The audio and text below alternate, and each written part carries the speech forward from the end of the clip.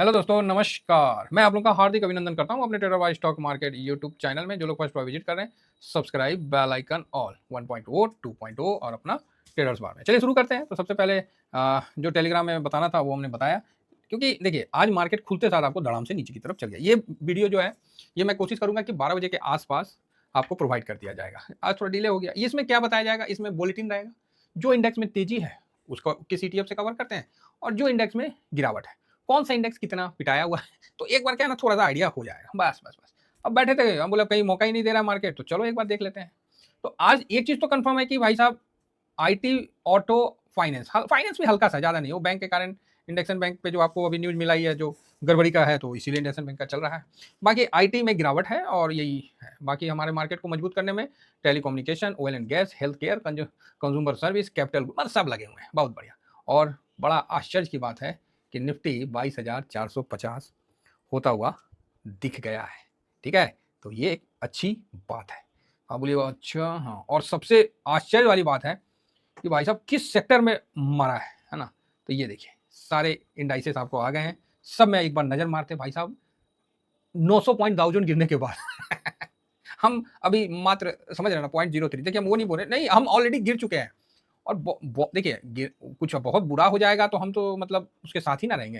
हैं, अब ये थोड़ी है कि मान लीजिए आप एक पेशेंट है, सपोज करिए कि आप एक बेड पे हैं, आप एक पेशेंट हैं और आपके बगल में एक और पेशेंट आके लेट गया, है ना।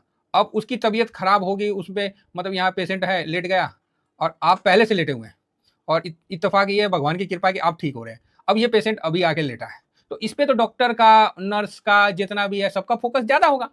काहे तो पेशेंट में कभी बोलेगा ये पानी चढ़ाओ, कभी बोलेगा ये आदमी को चढ़ा दो आदमी चढ़ाने में तो खून चढ़ा दो, कभी कुछ चढ़ाओ कभी कुछ चढ़ाओ, तो इस पेशेंट पे ज्यादा फोकस होगा। अब आप में क्या है, ठीक है तो आपको आपकी व्यवस्था ठीक है, तो यहाँ क्या है कि आप मतलब ठीक ठाक उसी तरह लेटे रहोगे। आपको एक बार तो लगेगा खराब कि हाँ यार बगल में है, तो यार पेशेंट की तबीयत तो खराब है। ये तो इंसानियत भी वही चीज है कि बगल वाला पेशेंट का तबीयत खराब है तो लगेगा ही। और धीरे से आप अगर जान पहचान है और पहले बातचीत होता था, तब तो आप और थोड़ा सा फील होगा। फिर क्या है ना, थोड़ा सा आपको शुरू में खराब लगेगा, बाद में आप क्या बोलोगे, बहुत उड़ता था ना, बोले थे कि दोपहरिया में मत घुमा करो, मार दिया ना लू, आ गया ना बगल में समझ रहे। तो आप क्या उसको फिर बोलोगे। अब कोई दुश्मन हो तो लगता है कि भाई देखो, ऐसा तो नहीं होना चाहिए किसी की भी अर्थव्यवस्था। तो भाई साहब यहाँ अभी अमेरिका आ चुका है, ठीक है, और ये अपना इंडिया है। तो अब ये जो भगदड़ हुआ है, तो इसमें क्या है कि थोड़ा सा इंडिया का मार्केट थोड़ा सहमा और 150-200 पॉइंट नीचे आया। फिर उसको लगा कि ठीक है, हम तो ऑलरेडी ठीक है, हम लोग का हाथ पैर तो सब सलामते हैं, चलो ठीक है। तो अब सारा फोकस अमेरिका पे है, तो इंडिया धीरे धीरे ऊपर बढ़ेगा। तो आप बोलेगा सर तो फिर FIS कैसे आएंगे। अब आप बताइए, अब इसको देखने के लिए जो जो पेशेंट आएगा, अब उसके लिए चेयर तो लगा नहीं है, तो बगल वाला बेड इंडिया का ना है तो इंडिया में ही आके बैठेगा। तो भाई आएंगे, ऐसा नहीं है कि नहीं आएंगे। अब इंडिया में आके बैठे, लेकिन उसके लिए ना जो इसका जो मालिक है वो अलग ही STT और LTT का जो चक्कर है ना, इसलिए FIS ना दूर से खड़ा होकर देख रहे हैं। उनको बहुत पसंद आ रहा है इंडिया का मार्केट। उनके जितने ब्रोकरेज हाउस है सब बोल रहे हैं कि इंडिया अभी ठीक ठाक वैल्यू में आ गया, सब कुछ आ गया, लेकिन जो चार्ज की डिस्टर्बेंस है ना, वही उनको थोड़ा दूर रखा है। तो यथासंभव हमारी मैडम जी कुछ एक्शन ले ले, या फिर जो भी RBI चीफ हैं, चाहे जो भी अपने सेबी चीफ हैं, मतलब सब तो अब बदल गए हैं, अच्छी बात है। कुछ ऐसा करें जिससे क्या है कि आपको ये चीज ठीक होता हुआ दिखे। मेरा ये मानना है, मेरा पर्सनली ये मानना है। और रही बात, आज निफ्टी ठीक है, ठीक है ना। बाकी स्मॉल कैप में दबाव आपको देखने को मिलेगा। निफ्टी, मिड कैप सब ठीक है। ये मिड कैप तो प्लस में ही है, आ गया, बहुत अच्छी बात है। और इंडिया विक्स भी शांत है। और साथ में देखें ना, स्मॉल कैप में ना, मैं बोला नहीं कि आज स्मॉल कैप में दबाव, स्मॉल कैप के दबाव के कारण मतलब क्या है ना, यही होता है कि आपका निफ्टी तो सर आज ना कल तो ससुरा ऊपर आइए जाएगा, आएगा कौन नहीं तो वो स्टॉक जिसमें आपका पैसा लगा है, वो स्टॉक जो कभी आपको सपना दिखा रहा था कि एक बार पैसा लगाइए ना, 2 दिन में मार एकदम हम अपर सर्किट कर करके हो जाएगा, मतलब 5% के हिसाब से अगर अपर सर्किट गया, चाहे 20% के हिसाब से गया, तो हो गया सर 5 दिन में पैसा डबल। वो स्टॉक वापस आएगा नहीं आएगा, ये हमेशा डर आपको बना रहेगा। इसीलिए हम लोग इंडेक्स वाले हैं, हम अपना ETF में बने रहते हैं। ऐसा नहीं है कि स्टॉक खराब होते हैं, स्टॉक भी अच्छे होते हैं, लेकिन क्या करें सर, दुनिया तो स्टॉक के पीछे पागल है, हम लोग इंडेक्स के पीछे पागल है, बस इतना ही अंतर है। ठीक है, तो यहाँ स्मॉल कैप में दबाव था, तो बढ़िया है, इसमें भी आदमी ध्यान दे सकता है। मजबूत क्या हुआ, तो फाइनेंस सर्विस, अरे ये का है, देखो तो बैंकों का चक्कर है, तो बैंक निफ्टी इंडेक्सन बैंक के कारण दुखी है, और ऑटो ये टैरिफ के चक्कर में परेशान है। फाइनेंस वाला बोला यार अपना क्या है, अपना बढ़ते हैं ना, हम तो क्या, हम तो रिटेलर को देते हैं पैसा वैसा।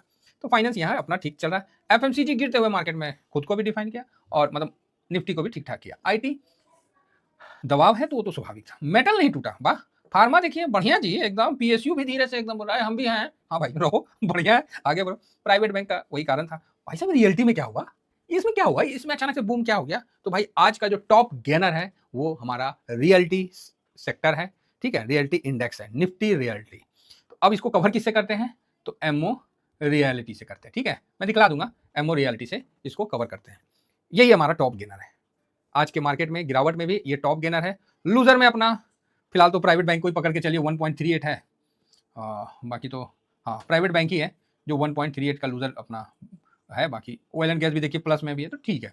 तो और आगे बढ़ा जाए तो स्ट्रेटजी तो सब ठीक ठाक है, तनी मनी माइनस है, सब रिकवर कर रहा है एकदम ठक ठक ठक ठक ठक। एंड समय पे मैंने अपना स्क्रीन शॉट दिया लॉन्ग टर्म वाला 500 का आप लोगों को, और मैंने बोला कि पोर्टफोलियो अब नहीं तो कब, ठीक है, थोड़ा थोड़ा करके आगे बढ़ना चाहिए। देखिए कमोडिटी प्लस में है, क्यों प्लस में है? डॉलर इंडेक्स नीचे है, तो बढ़िया है, कभी काल अच्छा हो जाता है। सरकारी देखिए सीपीएससी भी ठीक ठाक है ना। तो आज का जो अपना हाँ नहीं, निफ्टी कैपिटल मार्केट हम लोग कवर करते नहीं है, तो इसीलिए इस पर ज़्यादा हम लोग उतना ध्यान नहीं देंगे। हम लोग जो ईटीएफ कवर करते हैं उस पर ठीक है। तो हम लोग जो भी ईटीएफ कवर करते हैं उसमें जो टॉप गेनर है वो हमारा एमओ रियल्टी निफ्टी रियल्टी है। तो निफ्टी रियल्टी को हम एमओ रियल्टी से कवर करते हैं। ये ऑलरेडी काफ़ी ज़्यादा, देखिए ये कोई बाई और सेल का रिकमेंडेशन मैं नहीं दे रहा हूँ, मैं क्लियर कह रहा हूँ, मैं दिखा रहा हूँ कि आज एमओ रियल्टी चाहे रियल्टी सेक्टर कैसे भागा है, तो उसको किस ईटीएफ से कवर करते हैं। तो देखिए बहुत अच्छा आज की तेजी बनी हुई है, हालांकि इसकी गिरावट बहुत दिनों से हुई है, बीच बीच में बाउंस बैक भी लगाया है और धड़ाम से नीचे की तरफ आया, तो काफ़ी गिरावट के बाद एक अच्छा रिकवरी इसमें देखने को मिला है। 29 से 30% इसकी गिरावट हुई है, तो उसके बीच में ये एक अच्छा सा मतलब थोड़ा सा बाउंस बैक दिखलाया है। बाकी ये टॉप देख लेते हैं, जब ये हाई बनाया था 115 का, वहाँ से भाई साहब 30-31% टूटा है और अभी थोड़ा सा बाउंस बैक। तो ये भी हो सकता है कि रियलिटी सेक्टर है, इसके अंदर गिरावट आई हुई थी इतना ज़्यादा, इसलिए ये ऊपर की तरफ उछला है। अभी हम आपको दिखा देते हैं जो सेक्टर अभी टॉप गेनर है, तो भैया उसके बारे में चर्चा तो करना पड़ेगा। बहुत छोटी मतलब छोटा सेक्टर है, ठीक है, निफ्टी रियलिटी। और इसमें आज आपको मैं दिखलाना चाहूँगा कि इसके अंदर कितना क्या क्या कंपनियाँ आती है। तो ये देख लीजिए डीएलएफ, लोधा, गोदरेज, इस तरह की जो कंपनियाँ हैं इसके अंदर, इस सेक्टर के अंदर 1 2 3 4 5 6 7 8 9 10 10 कंपनी को ये कवर करके ये सेक्टर आगे बढ़ती है। रियलिटी सेक्टर काफ़ी वॉलेटाइल होती है, तो इसका विशेष ध्यान रखिएगा। गिरावट में भी बड़ा बढ़िया रहता है, लेकिन एक जस्ट जानकारी तो देना ना है। और जो हम लोग एमओ रियलिटी से इसको जो कवर करते हैं रियलिटी सेक्टर को, तो इसका जो ईटीएफ है ये एमओ रियलिटी, ये लिस्ट कब हुआ है?